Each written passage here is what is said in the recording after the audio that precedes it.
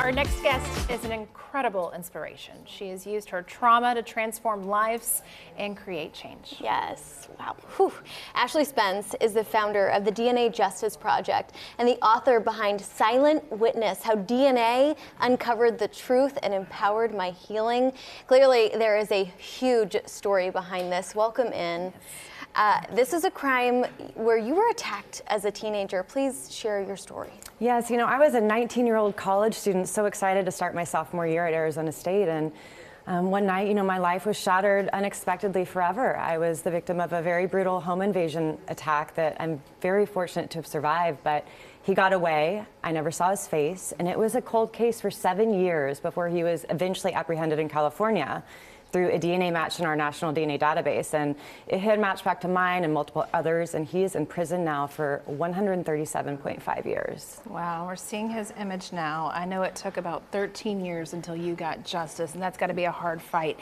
This week you've been here in Nashville at the state capitol. Tell us what your mission is and what you're hoping to see change. Well, I was so grateful. I have a foundation now called DNA Justice Project, so I travel all over to advocate for forensic DNA laws and technology in the criminal justice system to help give other victims justice and to exonerate those that are wrongfully accused. I've been in Tennessee. I would love to see the law that my perpetrator had. So 19 states right now, my home state of Texas became the 19th to collect DNA at the point of all felony arrest. That is how my perpetrator was caught. As the law stands in Tennessee today, it would not have been an arrest that you would have swabbed his cheek for here legally. So I'm trying to advocate to expand the law so that we can get very violent predators off the street and give victims and families justice and prevent these crimes. I'm a mom now, so. Yeah, I mean, well, we were talking about this before the show.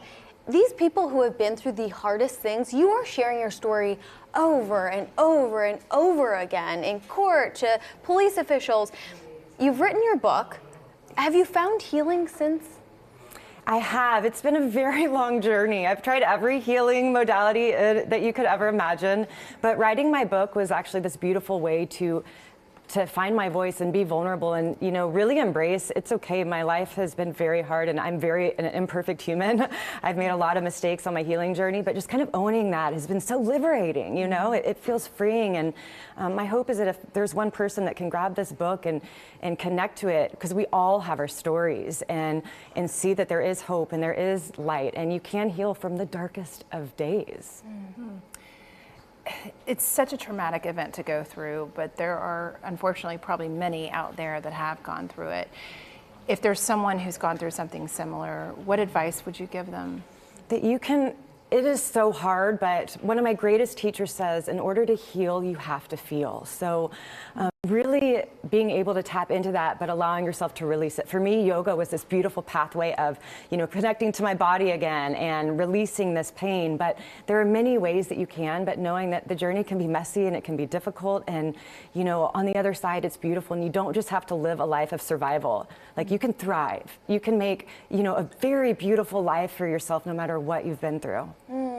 Oh, I just get the chills and tears in my eyes because you are glowing, and it's hard to imagine that you went through something so dark and so horrible. When will you know that your work is complete? Oh my goodness. Well, we only have 19 states with the law that I would like to see passed. So that work, it's hard to get laws changed. I was very excited to be in Tennessee. I love it here. I'm from Texas, and there's a lot of similarities here with the people. And, it was very well received. So I'm very hopeful. So there's a lot of work to be done. So I don't think ever. Yeah, what can we do to help? This has been incredible, but I have a nonprofit, DNA Justice Project. I love to work with people that are in the states that I travel to. I need people writing into legislators, calling their legislators. So give me a follow on social media, on Instagram, and I put stuff out there how you can get involved if you want to see this happen in your state. Amazing. Awesome. Thank you so much for sharing your story. We really appreciate you being here. Thank you both. Thank you.